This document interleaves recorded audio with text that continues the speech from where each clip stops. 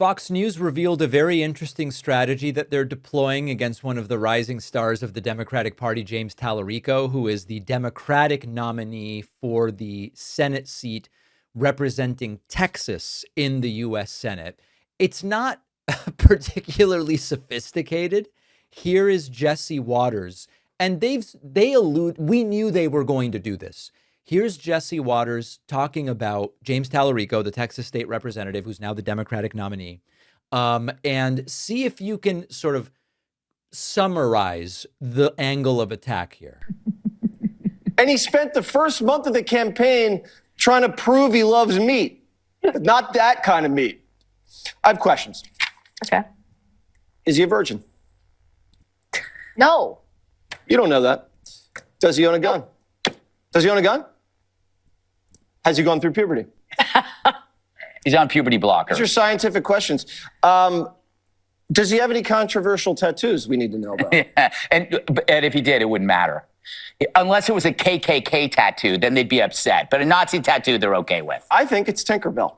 I think he's got Tinkerbell right here, Greg. Now, listen, glass houses, stones, you get it. We nominated a witch from Delaware.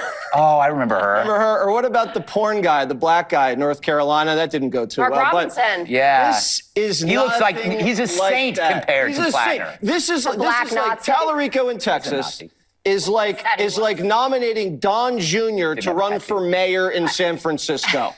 So if you're trying to suss out the substantive argument here, there just isn't one. But the gist of all of this is Talarico's definitely not masculine enough, and he may even be gay. This has been from the day that he won the primary. This has been their approach to him. And therefore, nobody should take him seriously. Now, if that's their strategy, it's kind of like good luck with that. What's kind of funny is Talarico's really one of the most straight-laced politicians you'll find, like former public school teacher, openly Christian, talks about his faith, relates everything to Bible verses, and he's very calm when he debates conservative Christians. He quotes scripture even better than the people attacking him do. He doesn't raise his voice. He doesn't post inflammatory memes and insults to social media. He's just a disciplined, kind of measured public figure. And that is why I think this attack is so interesting, because Jesse Waters doesn't criticize Talarico's arguments, Talarico's political positions. He doesn't say, oh, Talarico's totally wrong on education. As a former teacher, he's got education all wrong, because he doesn't have any substance with which to attack him. He doesn't debate Talarico's view on healthcare. And in fact, Talarico has sort of included Christianity as part of the explanation for why everybody should have some minimum level of healthcare. He doesn't even criticize Talarico's interpretation of Christianity, which it seems as though Jesse Waters knows very little about. Instead, it goes into, is he a virgin? Has he gone through puberty? What about a tattoo?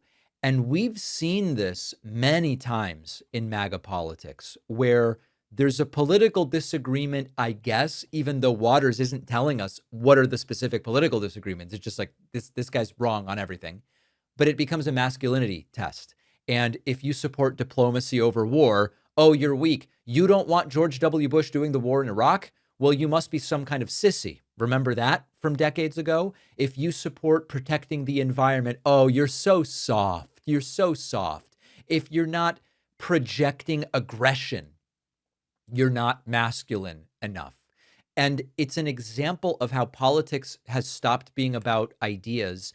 And for a lot of these MAGA types, it's about, can you perform a version of masculinity, a version that's pretty toxic, actually. Like, this is not a show about toxic masculinity. I can't think of the last time I've used that term, but the version of masculinity that people like Jesse Waters and Donald Trump promote, the Taint brothers and those people, they go, we're alpha.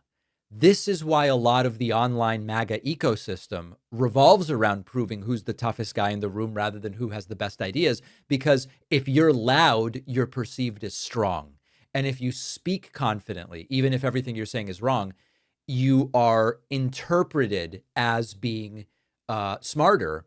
even though you might just be arrogant. And that's how our vision of leadership gets mixed up with the idea that you're dominating other people. Now, the irony to me of all of this is that a lot of these traits associated with being more mature, like I'm patient, I'm humble, I have self-control, I'm thoughtful. They have recast those traits as just being weak. If you don't loudly interrupt people, well, you must be weak. If you're not putting insulting phraseology out there, you must just be a beta male. If you're not behaving like you're in a cage fight all the time, you're simply weak. And it's a worldview where politics starts to look like high school social dynamics. It's not governance. And Talarico doesn't fit into that. That's absolutely true. He's a softer spoken guy. He's more thoughtful. He's religious, but in a way that doesn't turn his religion into a culture war. He's just kind of like a calm guy. And so they are struggling to engage with what he says. And that's why they go to this, is he masculine? I wouldn't be surprised for Jesse Waters to go, I bet that Talarico can't even bench press some amount of pounds or something like that.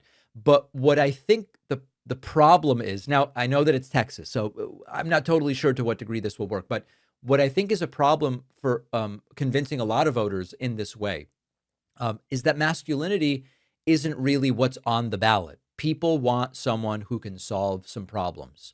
Will they believe that it's Ken Paxton, his Republican nominee opponent, who can lower costs and improve schools and reduce crime, protect rights? Or will they believe that it's Talarico? Most candidates are not chosen by, or most winners, I guess better said, aren't chosen by whether Jesse Waters thinks that they're alpha. So they started with this strategy. I don't remember when the primary was, but when Talarico became the nominee, they started with this, he's probably gay kind of stuff. And it's been a while now, and they're sticking with it, which to me says they just haven't found anything else that's going to be more effective. Their strongest response to Talarico, even weeks after he became the nominee, is to still be questioning, is he manly enough? You're not debating him. You're not challenging any single one of his ideas this way. You're just trying to be like the oldest middle school bully that there is, now with a job on Fox News. I would love it if we were able to prove that that doesn't work. Now, the caveat, of course, is we've been down this road before. It's June into July into August. Texas Senate race, the polling looks okay for the Democrat. The Democrat's up 2, the Democrat's up 3. And then it just doesn't work out that way. I'm not unrealistic. I've seen that before. But I do think this is one of the better opportunities, and I hope that we take it. Appreciate you watching. Stick around for this next video, and don't forget to hit subscribe so you actually see our uploads. You can also catch the full podcast on Spotify and Apple Podcasts.